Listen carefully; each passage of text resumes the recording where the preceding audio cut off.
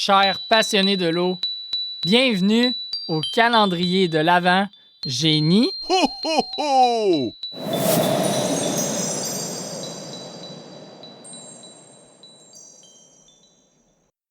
Bonjour à tous.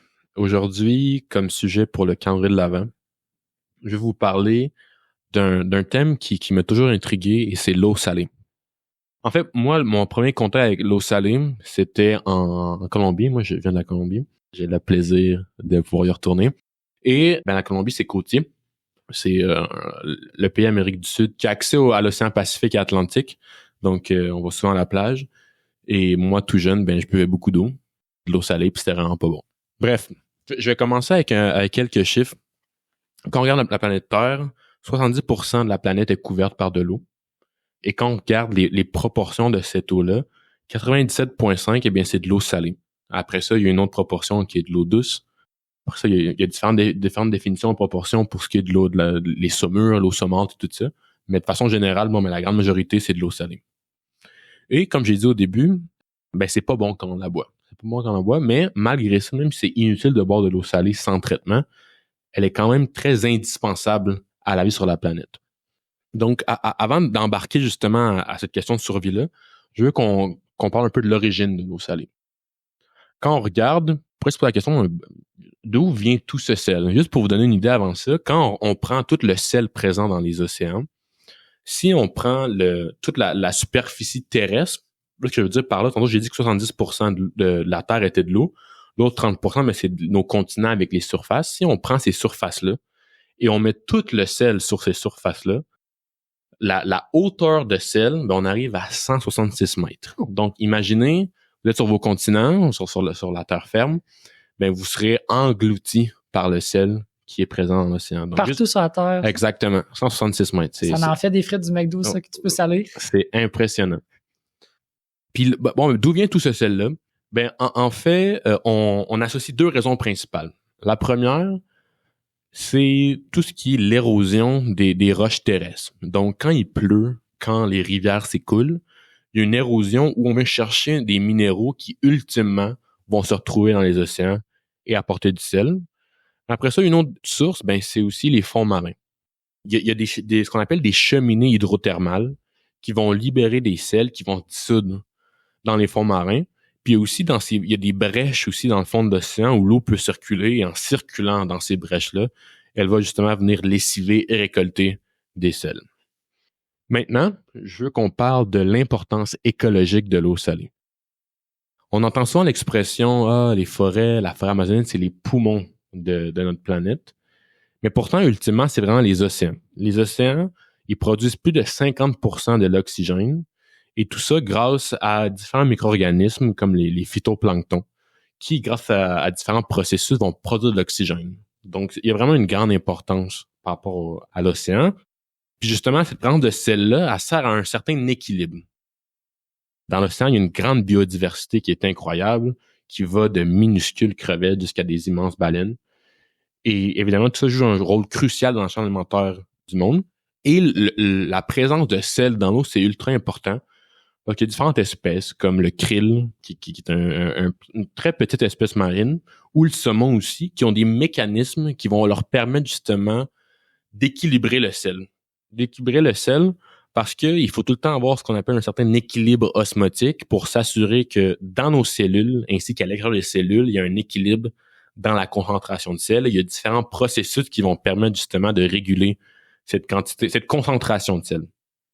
Et puis justement, ça m'amène maintenant à nous en tant qu'êtres humains, mais pourquoi on peut pas boire de l'eau salée? Tantôt, j'ai commencé avec une petite anecdote. Évidemment, il y a le goût. C'est pas agréable, boire de l'eau salée. Mais outre le goût en tant que tel, il y a aussi une question d'équilibre. Nos cellules, comment ils fonctionnent? Il y a un processus qu'on appelle l'osmose, qui est un processus où notre corps est en mesure de faire déplacer l'eau d'une zone, d'un milieu moins concentré à plus concentré.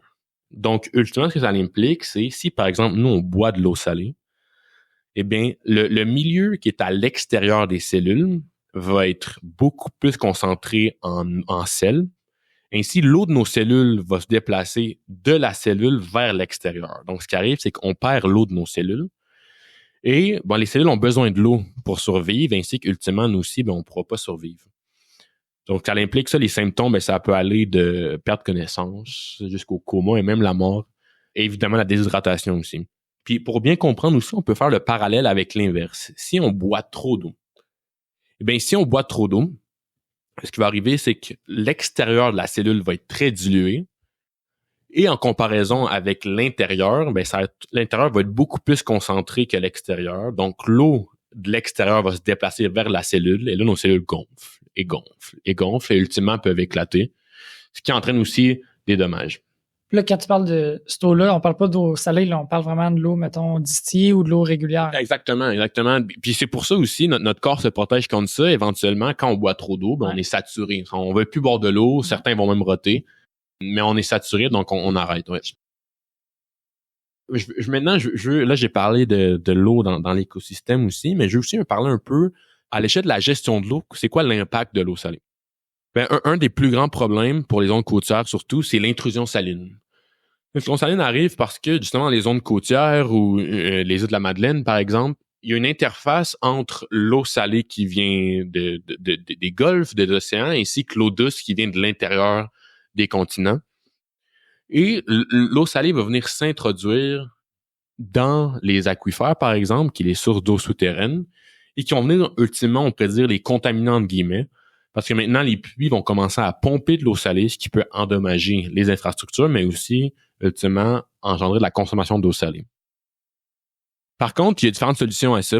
Puis j'ai un exemple vraiment fascinant en Virginie, où il y a HRSD, qui est l'entité responsable du traitement des eaux usées, qui ont un programme pour justement combattre l'intrusion saline, mais aussi répondre à la demande en eau souterraine. En gros, leur eau est traitée. Et après ça, il y a juste un traitement avancé pour rendre l'eau potable. Cette eau-là potable est pompée dans l'aquifère. Comme ça, on combat l'intrusion saline, mais aussi on permet de répondre à la demande en eau. Puis un autre avantage en plus de ça, c'est qu'on rejette moins d'eau usée dans le milieu récepteur qui est vulnérable aux nutriments. Vraiment incroyable. Donc, pour conclure, que ce soit par sa présence massive, son rôle écologique ou ses dangers, l'eau salée, c'est un élément clé dans notre monde. Ainsi, comprendre et mieux utiliser cette ressource pourrait répondre à certains des défis les plus pressants du futur.